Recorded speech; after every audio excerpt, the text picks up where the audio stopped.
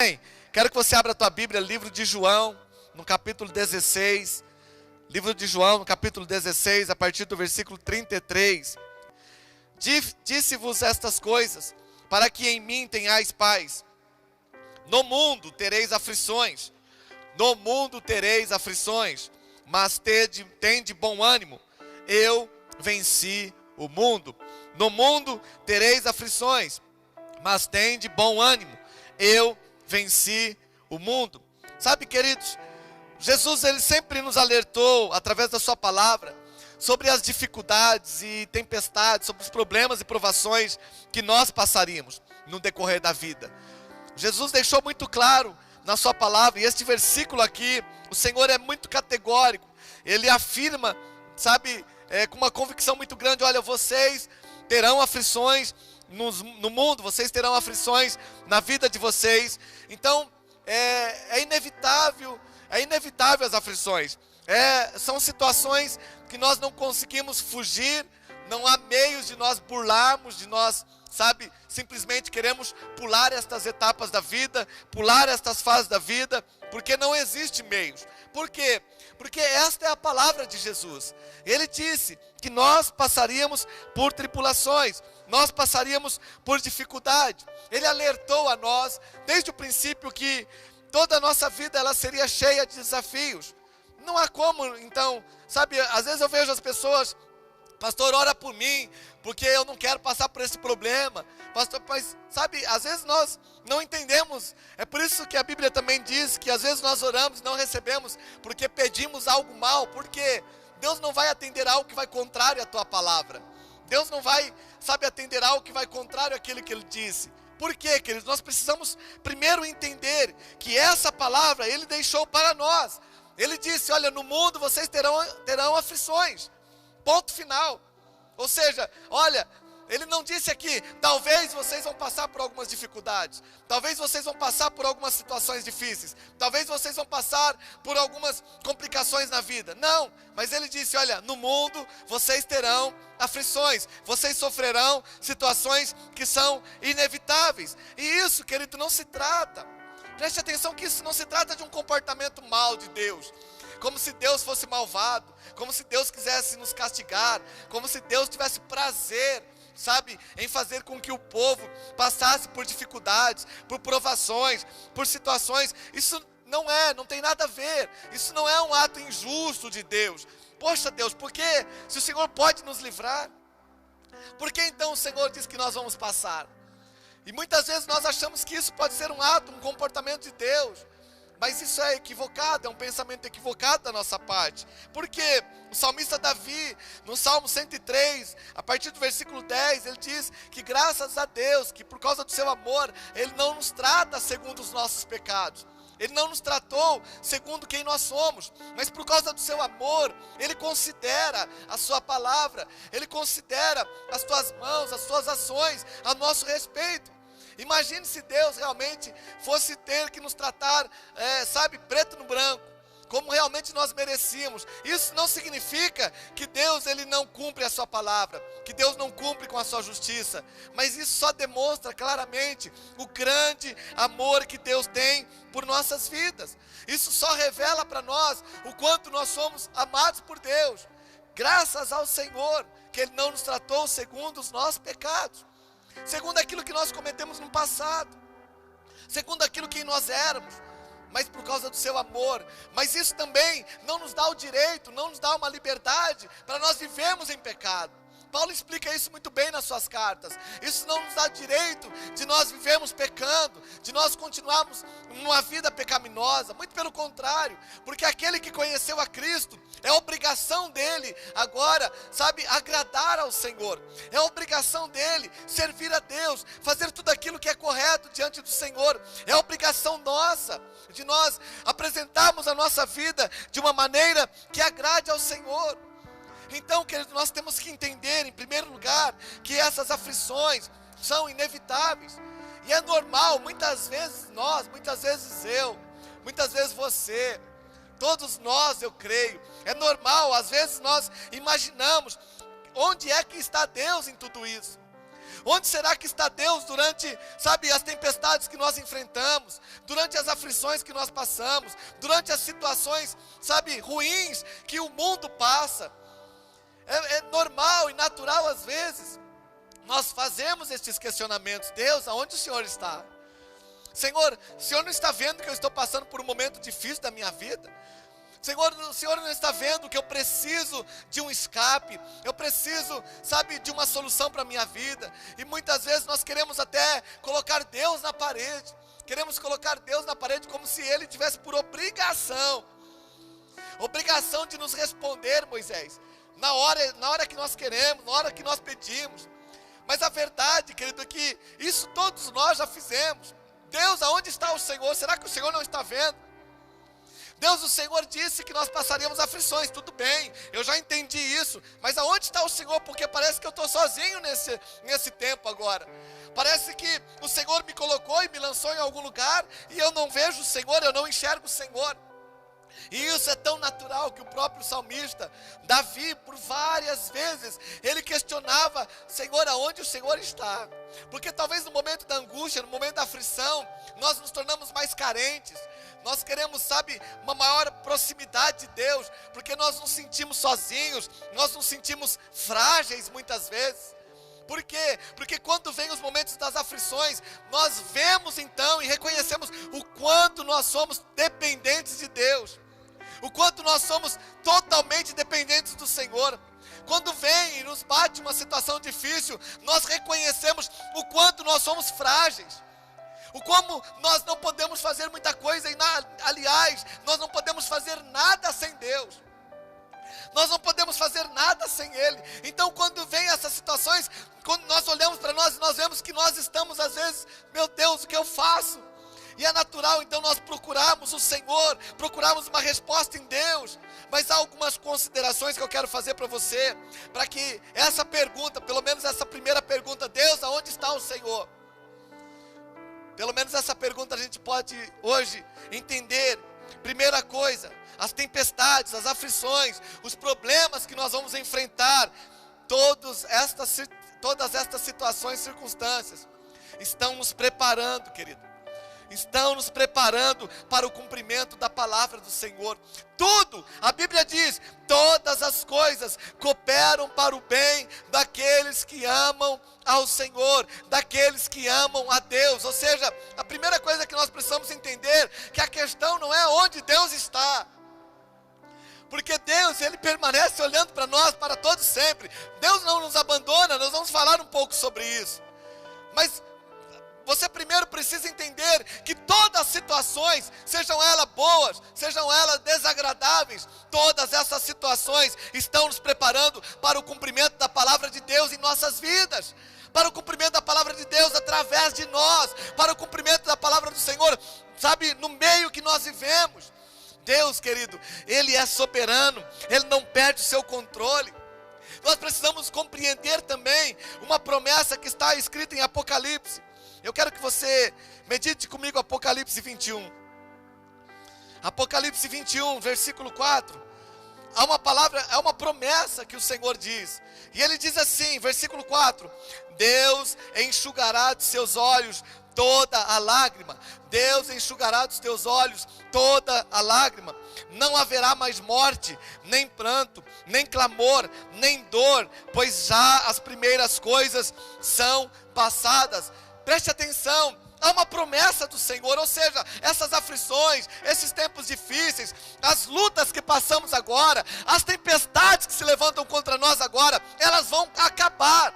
Vai chegar um dia que esta palavra vai se cumprir na minha vida, na tua vida. Há de chegar um dia que Deus, Ele vai enxugar dos nossos olhos toda lágrima.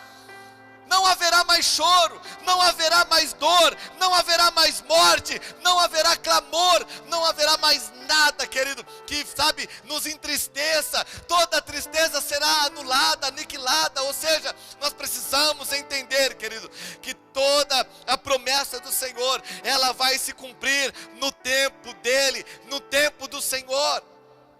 Então, a Bíblia diz para nós que o choro, ele dura uma noite, mas a alegria, ela vem ao amanhecer. Então entenda que as aflições, as dificuldades, ela tem um tempo. Há de chegar um dia que esta palavra aqui de Apocalipse, o livro da Revelação, ela vai se cumprir. Eu fico imaginando Deus vindo enxugar dos nossos olhos toda lágrima. Porque talvez hoje, por conta das circunstâncias, por conta de tudo que nós estamos passando, há muito choro, há muita tristeza, há muita mágoa, há muito desespero. São aflições que se levantam que parecem grandes tempestades e nós não entendemos aonde está Deus. Mas há de chegar um dia que Deus enxugará dos nossos olhos toda a lágrima, porque Deus jamais nos abandonou. Deus jamais te abandonou. Deus jamais vai nos abandonar, jamais. Porque esta é a palavra do Senhor. E é normal, às vezes, então nós perguntamos: Deus, aonde o Senhor está? E eu penso que todas as vezes que perguntamos isso, Deus lá de cima está dizendo: eu estou te vendo.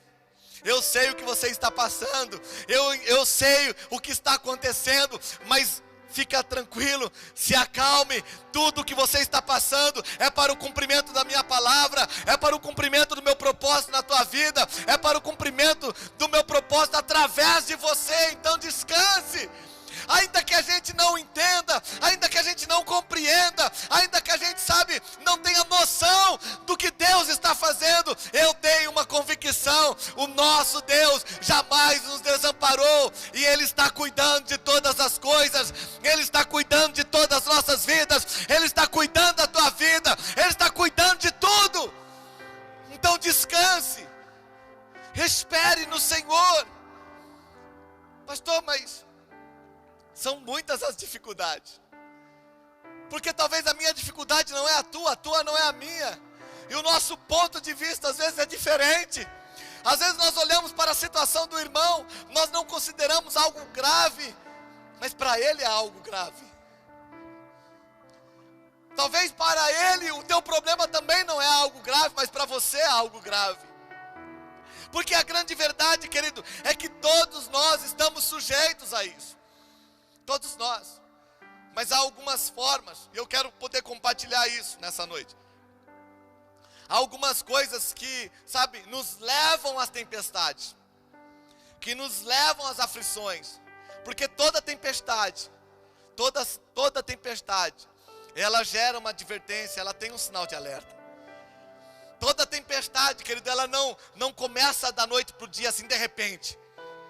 Hoje nós temos equipamentos, nós temos coisas que podem detectar, que podem saber: vai ter uma tempestade lá, vai ter uma situação lá. Então sempre há um alerta, sempre há uma advertência: cuidado, risco de tempestade, cuidado.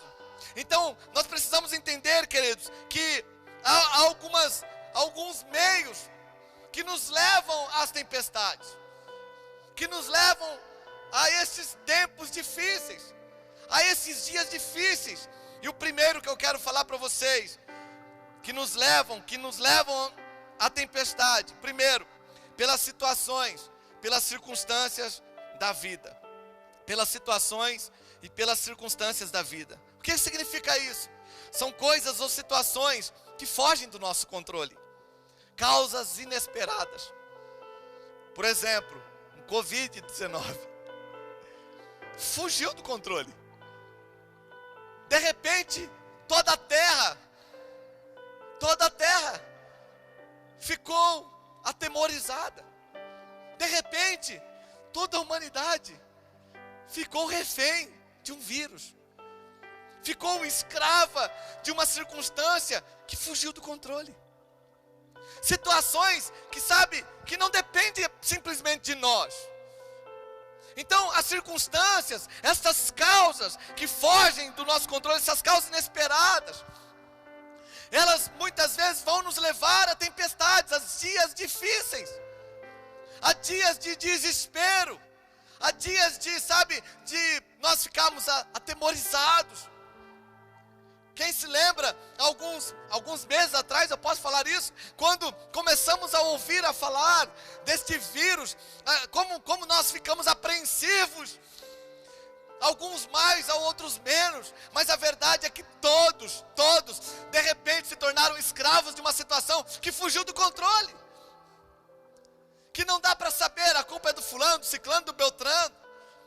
Porque são situações, causas inesperadas. Causas, sabe, que fogem da naturalidade. Estava tudo bem, de repente, puf. Estava caminhando tudo bem. Uma perspectiva econômica boa, uma perspectiva governamental boa, uma perspectiva de crescimento, uma perspectiva de prosperidade, uma perspectiva melhor para a nossa casa, para o nosso lar. Quando de repente acontece algo como este que nós estamos vivendo hoje, uma causa inesperada. Eu quero que você vá lá comigo em 2 Reis, no capítulo 6, há uma história que eu quero, sabe, poder compartilhar com você, e nós vamos concluir isso no domingo. 2 Reis, no capítulo 6, diz assim: disseram os discípulos dos profetas a Eliseu: o lugar em que nos reunimos contigo é pequeno demais para nós. O lugar que nos reunimos contigo é pequeno demais para nós. Vamos até o Jordão e tomemos de lá, cada um de nós, um tronco, e construamos ali um lugar. Vamos construir um lugar para nos reunir. E disse o profeta: vão lá, vocês podem ir. E então um deles disse: queres ir com os teus servos? Homem de Deus, você quer ir conosco? E ele disse: eu irei. E foi com eles. Tendo eles chegado ao Jordão, cortaram madeira. Versículo 4. Cortaram madeira. Enquanto um deles estava derrubando um tronco, o ferro do machado caiu na água. Enquanto eles estavam cortando o tronco das árvores, o ferro do machado de um caiu nas águas. Gritou ele: ai, meu senhor! Era emprestado. E perguntou o homem de Deus: onde caiu? Mostrando-lhe ele o lugar, Eliseu cortou um galho, lançou ali e fez flutuar o ferro. Meu Deus! E disse: pegue-o. Então o homem estendeu a mão e o pegou. Preste atenção, irmãos. Eu quero compartilhar com você o que o Senhor ministrou ao meu coração. Estes homens, eles estavam ali, tudo normal, se reunindo no lugar, ouvindo a voz do profeta, ouvindo a palavra de Deus. Estavam ali tudo normal, mas de repente o lugar se tornou pequeno. E eles planejaram, eles pensaram: olha, vamos fazer um lugar maior, vamos construir um lugar melhor.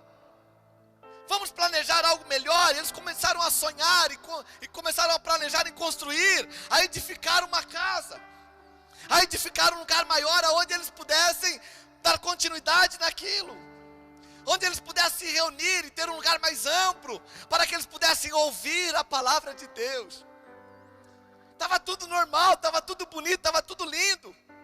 Eles convidaram o homem de Deus, e preste atenção, o homem de Deus aqui, irmãos, ele representava o próprio Deus.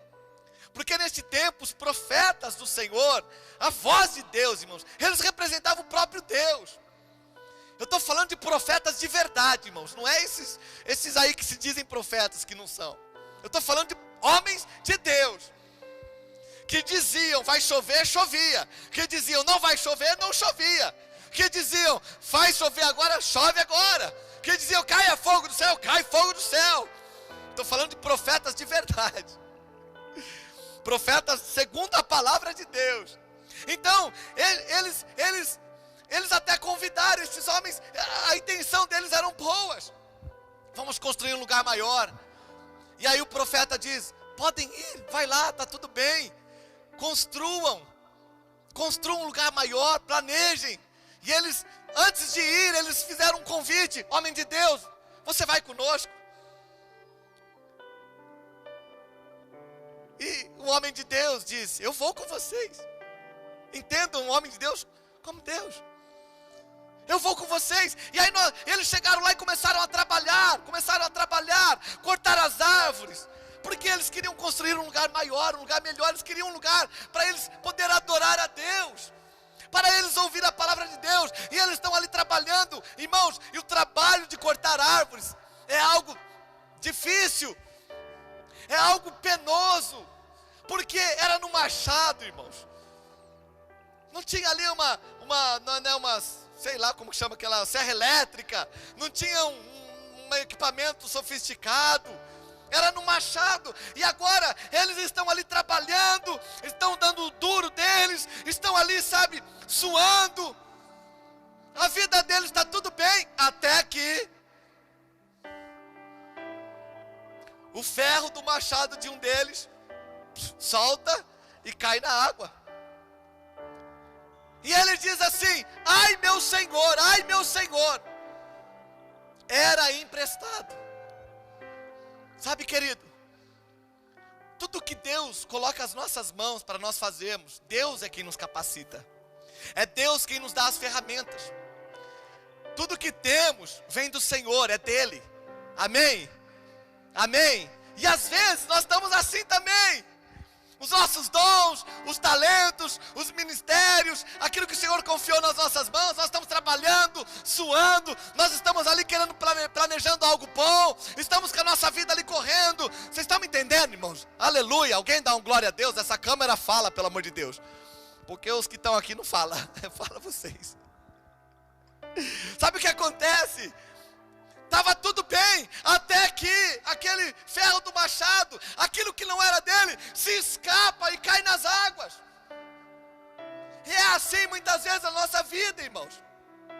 Está tudo bem, estamos planejando, trabalhando, até convidamos Deus, Deus vem comigo. E Deus fala, eu vou com você. E a gente está ali trabalhando, executando aquilo que nós colocamos. Poxa, isso aqui é uma obra boa. E nós estamos trabalhando, mas de repente o ferro do machado cai na água.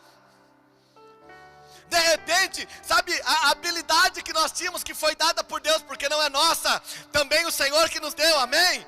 Amém? O ferro do machado representa a ferramenta que Ele entregou nas nossas mãos, para nós trabalharmos. De repente, essa ferramenta cai na água.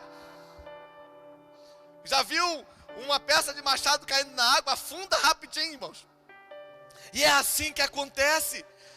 São nessas horas, sabe, que o peso da responsabilidade bate em nós. Meu Deus, eu estava fazendo tudo certo, eu não fiz nada de errado.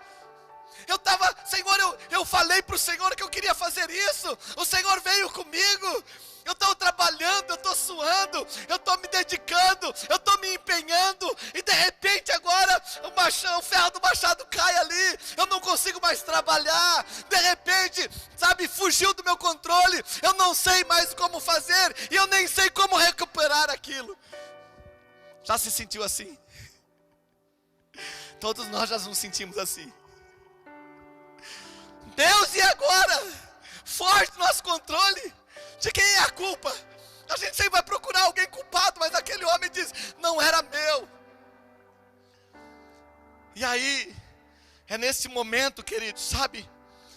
É nesse momento que muitas vezes vem aqueles pensamentos que diz assim, para tudo, desiste, cara, larga a mão. Para tudo, abandona tudo, larga tudo. Sabe, tá vendo, não está dando nada certo, cara. Vocês estão aí, estão, sabe, ralando, suando, se esforçando. Mas aí o que deu? É nessa hora que o diabo diz assim, viu?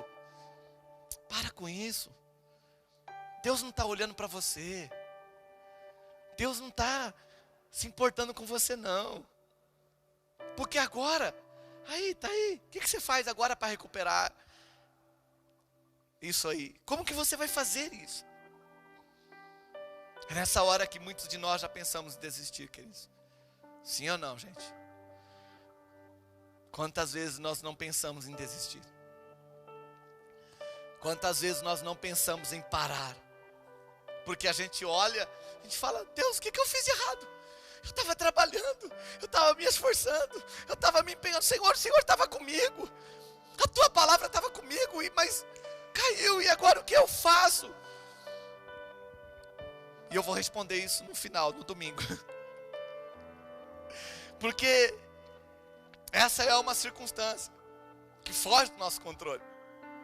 Mas há uma segunda razão que também nos leva a viver dias difíceis e tem tempestades. Qual é o segundo ponto? Pelas nossas decisões, pelas nossas escolhas. Pelas nossas decisões, pelas nossas escolhas. Billy Graham disse certa vez: toda vez que o homem pensa em navegar para longe de Deus, o diabo tem sempre um barco pronto. Sabe, vamos lá comigo no livro de Jonas. Nosso amigo Jonas. Nosso amigo Jonas. Como nós nos identificamos com Jonas? Se tem alguém parecido com você na Bíblia, é Jonas. Fala pro teu vizinho: pastor, não apela. Eu não estou apelando. Mas se tem alguém parecido com o tal do homem de Deus, muitas vezes, é Jonas. Preste atenção em Jonas. Capítulo 1, versículo 1. Veio a palavra do Senhor a Jonas, filho de Amitai, dizendo: levanta-te, vai à grande cidade de Nínive e clama contra ela, porque a sua malícia subiu até mim. Versículo 3. Jonas, porém, levantou-se a fim de fugir de diante da face do Senhor para Tarsis. Desceu a Jope, onde achou um navio que ia para Tarsis.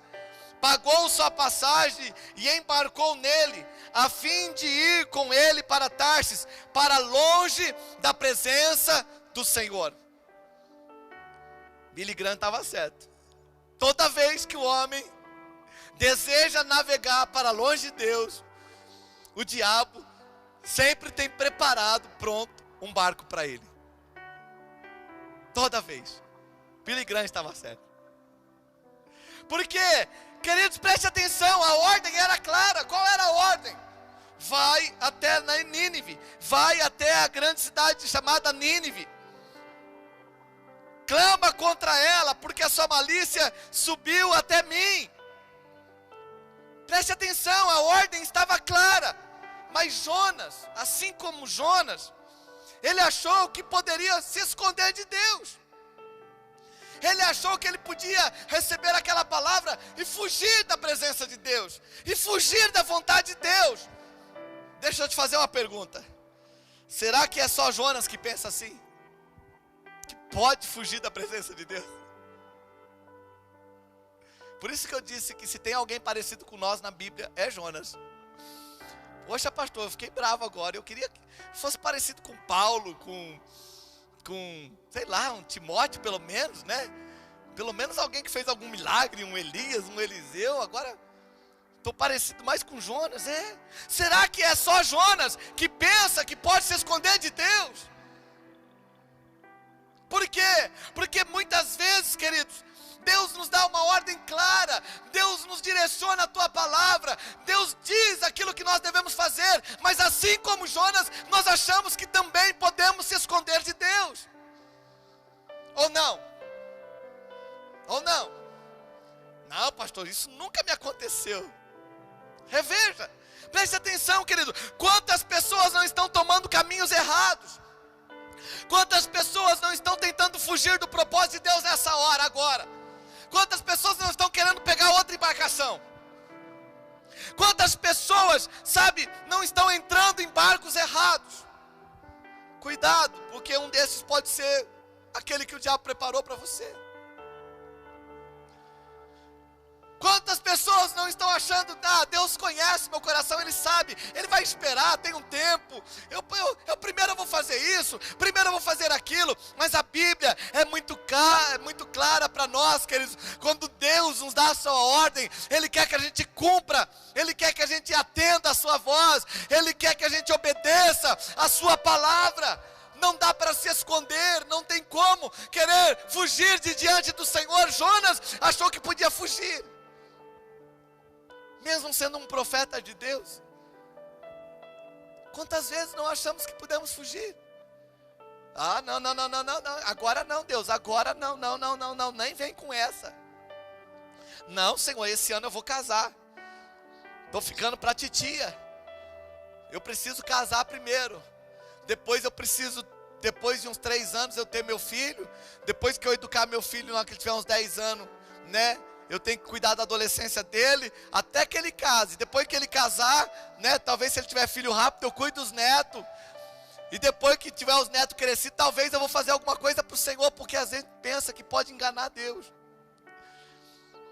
Só que Deus está chamando a gente, Deus está nos chamando a nossa atenção. Por quê, querido? As decisões erradas, as escolhas erradas também vão nos levar à tempestade. Porque Jonas escolheu errado. Achou que podia sim se esconder de Deus. Pegou um barco e falou, vou para o outro lado. E no meio do caminho veio a tempestade. E no meio do caminho veio o problema. Sabe, a primeira circunstâncias que eu disse aqui são as situações que fogem do nosso controle. Aquilo que nós estamos fazendo, até com Deus, e acontece alguma tragédia, até que acontece algum imprevisto. Agora, tudo bem, agora imagine você no meio de uma tempestade, sabendo que você está ali por conta da sua escolha errada, por conta da sua própria vontade.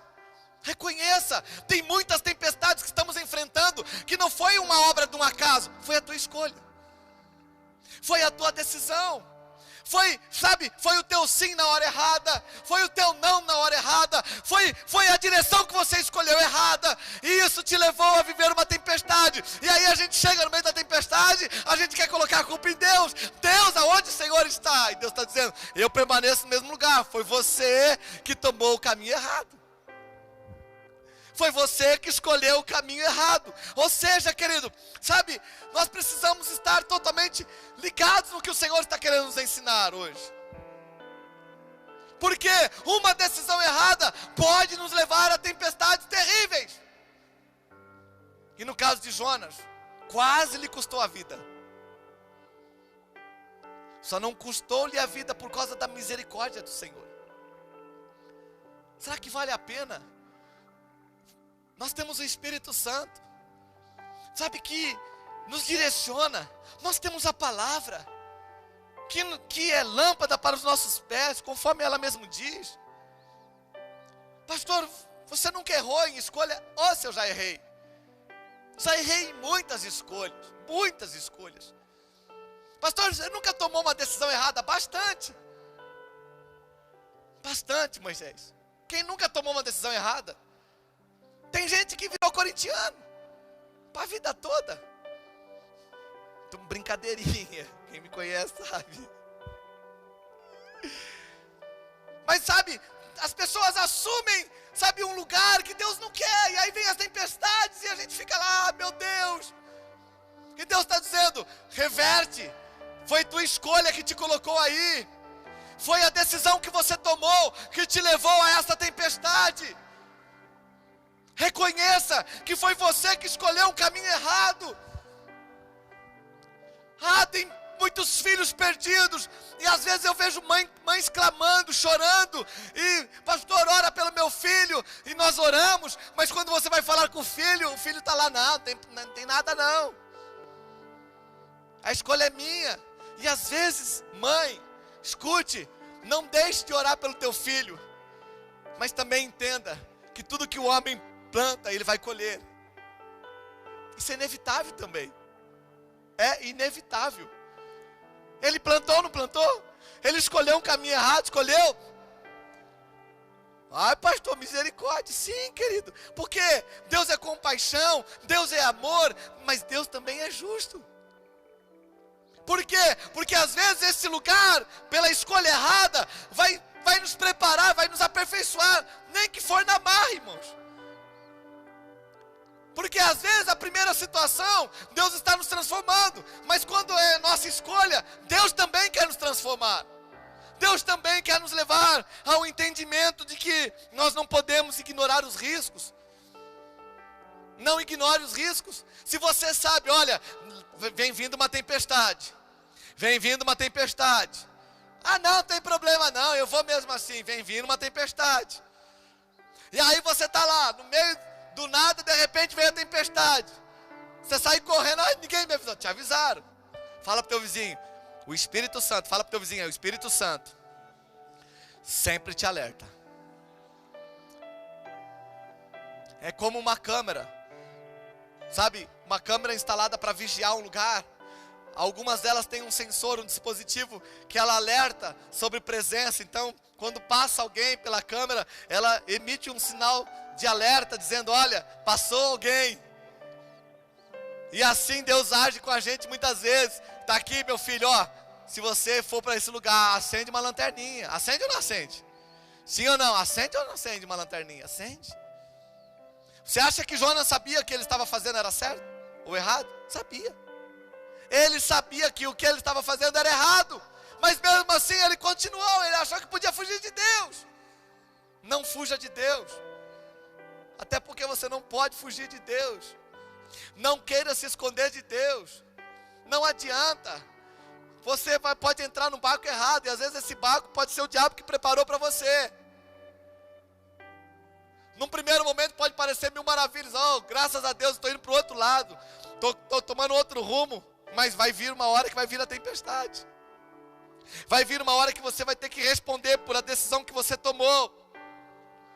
E a terceira causa que nos leva à tempestade é pelo propósito e pela própria vontade de Deus.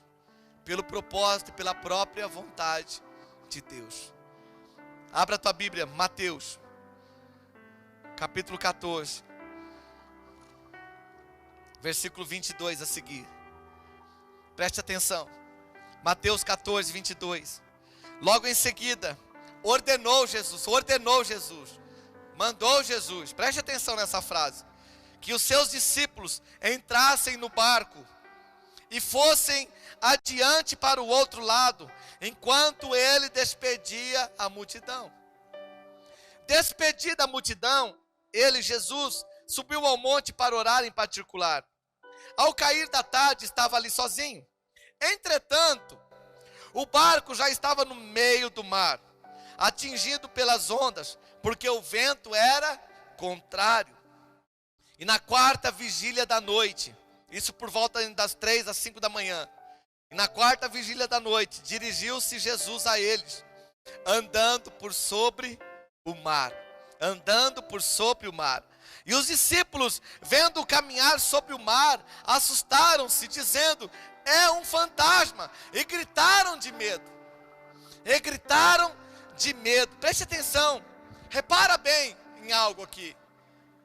Foi Jesus que disse para eles, entrem no barco e atravessem para o outro lado. Sim ou não? Foi Jesus que disse para eles. Foi Jesus que mandou. Na verdade a Bíblia diz que Jesus ordenou, era uma ordem. Entre no barco e atravessem para o outro lado. Uma ordem de Jesus. Então preste atenção, querido, que eles apenas obedeceram o que Jesus pediu. Eles apenas obedeceram. Entraram no barco, começaram a remar. Mas no meio do caminho, também lhe veio uma dificuldade.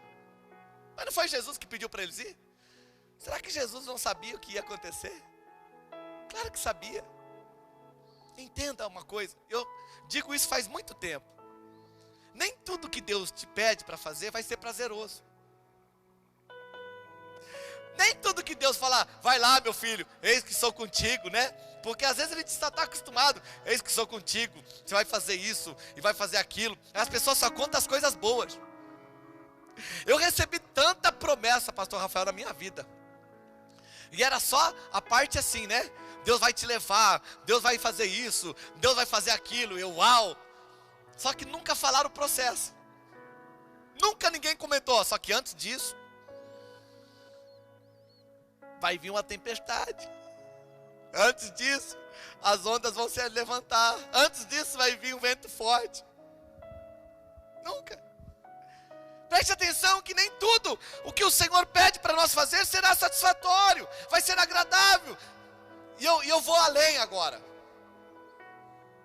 Nem sempre vai dar certo. Mas não foi Deus que mandou? Foi. Mas por que Ele mandou? Porque era a vontade dEle. Tem vezes que a vontade do Senhor, ela vai nos empurrar, irmãos, nas tempestades. ela vai nos empurrar a dias difíceis. Por quê? É a vontade de Deus. Deus me livre, pastor. Não me coloca nessa lista, não. É inevitável, irmãos. Tem coisas que Deus vai pedir para a gente fazer. E quem pediu? Foi Deus que pediu. Às vezes a gente ora, Senhor, mas o Senhor não pediu para eu fazer isso, eu fiz, e olha aí. O Senhor falou para mim que era para eu fazer desse jeito no serviço. Eu fiz, me mandaram embora.